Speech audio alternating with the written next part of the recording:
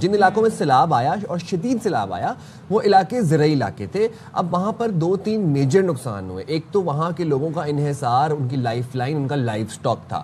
Secondly فصلیں زیر آب آئیں. تھرڈلی زرعی اراضی کو شدید نقصان پہنچا. جہاں جہاں پر کٹاؤ آیا وہاں پر زمینی کٹاؤ کے باعث ان کی جو زرعی اراضی تھی اس کو شدید نقصان پہنچا. اور آپ نے جو لائف سٹاک کی بات کی تو اب صورتحال یہ ہے کہ ان کے لیے چارہ بھی دستیاب نہیں ہے, اور ظاہر ہے کیچڑ ہے, گندگی ہے, اس میں یہ جانور بندھے ہوئے ہیں, ان کو بھی امراض ہو سکتے ہیں. وہاں پر وبائی امراض پھوٹ رہے ہیں, تو جانور سیلابی صورتحال میں بہت تیزی سے بیمار ہو رہے ہیں. تو ان کی بھی ویکسینیشن اور ان کے بھی ویٹرنری ڈاکٹرز جو ہیں ان کی بھی ایک بڑی تعداد جو ہے وہ ریکوائرڈ ہے. اور ظاہر ایک بڑی ذمہ داری بن گئی حکومت کے لیے کہ وہ ان تمام تر چیزوں کی دیکھ بھال کرے, انسانی جانوں کو بچائے, مویشیوں کو بچائے. ظاہر ہے پھر وہاں پر جو اجناس ہے اس کو بھی بچایا جا سکتا ہے تو وہ بھی بچایا جائے. تو یہ ایک بڑا ایک اپہیول ٹاسک ہے جس کو انتظامیہ اپنی پوری کوشش کے ذریعے بہتر کرنے کی کوشش کر رہی ہے. تو چلیں جی ذرا بات کر لیتے ہیں کہ سیلاب میں لائف سٹاک کو جو بڑے پیمانے پر نقصان پہنچ رہا ہے.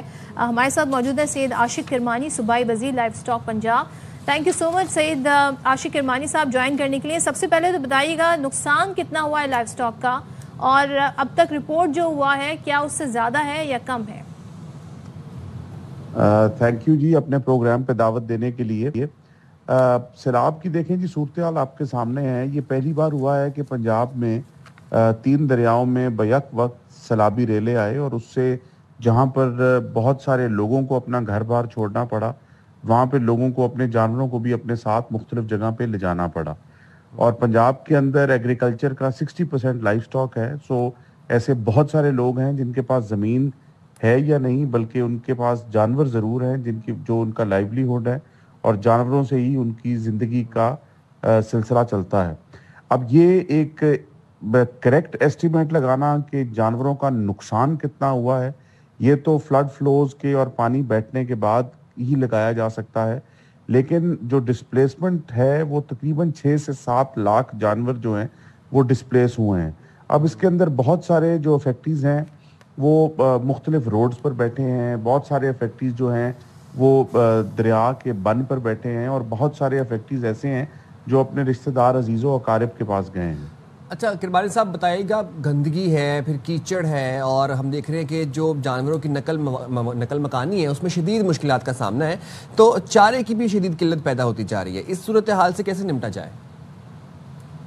جی بالکل, یہ سوال آپ کا بہت اہم ہے. جہاں ایک طرف ہم ہیومن ہیلتھ کی بہتری کے لیے ہر قسم کی میڈیکل فیسلٹیز پرووائڈ کر رہے ہیں, وہاں پہ فلڈ افیکٹیز کے جانوروں کے لیے بھی چارہ جات مہیا کرنے کے لیے چیف منسٹر صاحبہ کی انسٹرکشنز پر ایگریکلچر ڈپارٹمنٹ اور لائف سٹاک ڈپارٹمنٹ دن رات کوشاں ہیں. اور میں آپ کو اگر کچھ فگرز شیئر کرتا جاؤں کہ ابھی تک ہم نے تقریباً اگر میں بات کروں ونڈے کی تو 40,000 بیگ ونڈا ابھی تک ہم پرووائڈ کر چکے ہیں. اس کے بعد اگر میں بات کروں آپ کے ساتھ سائلیج کی تو تقریباً 540 ٹن کے قریب سائلیج پرووائڈ کر چکے ہیں. اور اگر گرین فوڈر کی ہم بات کریں تو تقریباً 800 ٹن کے قریب گرین فوڈر سپلائی کر چکے ہیں. میں آپ کو یہ بھی بتاتا چلوں کہ اس سال کے دوران یہ ٹائم ہوتا ہے سال کا, اس میں ہرے چارے کی شارٹیج ہوتی ہے. ہرا چارہ زیادہ اویلیبلٹی اس کی سردیوں کے سیزن میں ہوتی ہے. لیکن ہم نے جتنے ہمارے ایگریکلچر کے فارمز ہیں ان کے اوپر جتنا بھی گرین فوڈر تھا وہ ہم نے سب کا سب جو ہے فلڈ افیکٹیز کے اینیملز کو ہم فراہم کر رہے ہیں. اوور اینڈ ابو کیونکہ گرین فوڈر کی شارٹیج ہے تو ہم موسٹلی تمام ہم نے یہ لائف سٹاک ڈپارٹمنٹ نے ریکمنڈیشنز دی ہے ہر ضلع کو کہ زیادہ سے زیادہ ڈرائی فیڈ مثلاً ہے, مثلاً ونڈا, مثلاً سائلیج کا استعمال زیادہ کیا جائے تاکہ اس کا پروٹین لیول بھی زیادہ ہوتا ہے اور وہ جانوروں کی صحت کے لیے بھی بہتر ہوتا ہے, اور specially under the present circumstances. اچھا کرمانی صاحب ایک چیز اور بتا دیں کہ جو لائف سٹاک ہے اس کی حفاظت پھر وبائی امراض سے بچانے کے لیے ویٹرنری ڈاکٹرز کی ضرورت ہے, وہ کتنے متعین کیے گئے ہیں اور کیا جو ریکوائرڈ ادویات ہیں وہ موجود ہیں؟ جی بالکل, ہمارے لیے دیکھیں لائف سٹاک ڈپارٹمنٹ کے لیے اینیمل ہیلتھ جو ہے وہ بہت امپورٹنٹ ہے, اور ہماری جو ہے موسٹلی ہماری جو سروسز ہیں وہ سروسز فارمر کے ڈور سٹیپ تک ہیں. اور اسی سلسلے کے لیے ہمارے پاس ایک بہت ایکسٹینسو ایکسٹینشن ونگ ہے, اور پچھلے دنوں ہی چیف منسٹر پنجاب نے ہمیں 7,000 موٹر سائیکلز لے کے دیں، جن کے اندر سے 3,500 ڈیلیور ہو چکی ہیں پیراویٹس کے لیے. پھر ہمارے پاس MVDs ہیں، موبائل ویٹنری ڈسپینسریز 175. پھر ہمارے پاس 29 ڈائگنوسٹک لیبز ہیں تاکہ جو ڈائگنوز کریں مختلف بیماریوں کو اور اس کے حساب سے اس کا ٹریٹمنٹ ہو. تو ہم نے جب سے یہ فلڈ آئے ہیں تو ہم نے اپنی تمام پیراویٹس کو فلڈ افیکٹڈ ایریاز کے اندر ڈپیوٹ کر دیا ہے. 175 MVDs فلڈ افیکٹڈ ایریاز کے اندر ڈپیوٹ کر دی ہیں. 29 ڈائگنوسٹک لیبز ہم نے فلڈ افیکٹڈ ایریاز کے اندر ڈپیوٹ کر دی ہیں. اوور اینڈ ابو میں نے جس طرح آپ کو پہلے بتایا اوور 350 ہمارے پاس فلڈ ریلیف کیمپس ہیں جہاں پہ ہمارے ویٹنیرینز پیراویٹس موجود ہیں اور تمام دوائیاں موجود ہیں. اگر میں آپ کو یہ بتاؤں کہ ہمارے پاس مختلف 29 قسم کی ادویات جو ہیں وہ ہمارے کیمپس کے اندر، ہمارے پیراویٹس کے پاس اور ہماری MVDs کے اندر موجود ہیں. اور ہماری جس طرح میں نے پہلے بتایا کہ سروسز جو ہیں وہ ہیں ہی فارمر کے ڈور سٹیپ پہ.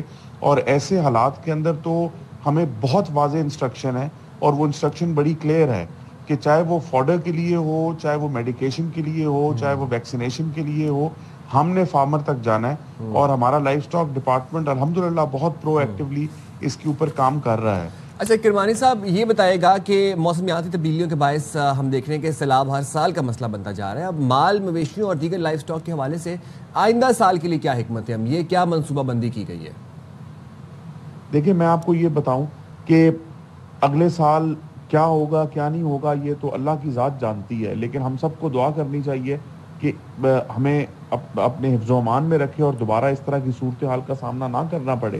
لیکن اگر خدا نہ خواستہ اس طرح کی صورتحال دوبارہ ڈیولپ ہوتی ہے تو government of Punjab, chief minister Punjab Maryam Nawaz Sharif صاحبہ کی قیادت کے اندر ہر ڈپارٹمنٹ ایکٹیو ہے اور وہ اپنے فرائض سے کبھی نہیں پیچھے ہٹیں گے اور بالکل شائے اوے نہیں کریں گے. تو ہمارا مقصد اور مشن یہ ہے کہ لائف سٹاک ڈپارٹمنٹ کے چاہے پیراویٹ ہو چاہے ویٹنیرینز ہوں، ہم فارمر کے ڈور سٹیپ پہ جا کے سروس پرووائڈ کریں اور ایک ایسی سروس پرووائڈ کریں کہ اگر آپ کو ایکس رے کروانا ہے تو آپ ایکس رے کروائیں، اگر آپ نے الٹرا ساؤنڈ کروانا ہے تو الٹرا ساؤنڈ کروائیں، ڈائگنوسٹک کروانا ہے تو وہ کروائیں، ڈیزیزز کو کور کریں، وائرسز کو کور کریں. تو یہ الحمدللہ بہت تیزی سے اس گورنمنٹ میں CM کے ویژن کے مطابق کام ہو رہا ہے اور اللہ کے حضور یہ دعا ہے کہ اللہ تعالیٰ ہمیں کامیاب کرے. بالکل انشاءاللہ. بہت شکریہ سید عاشق کرمانی ہمارے ساتھ ساری صورتحال پر بات کر رہے تھے.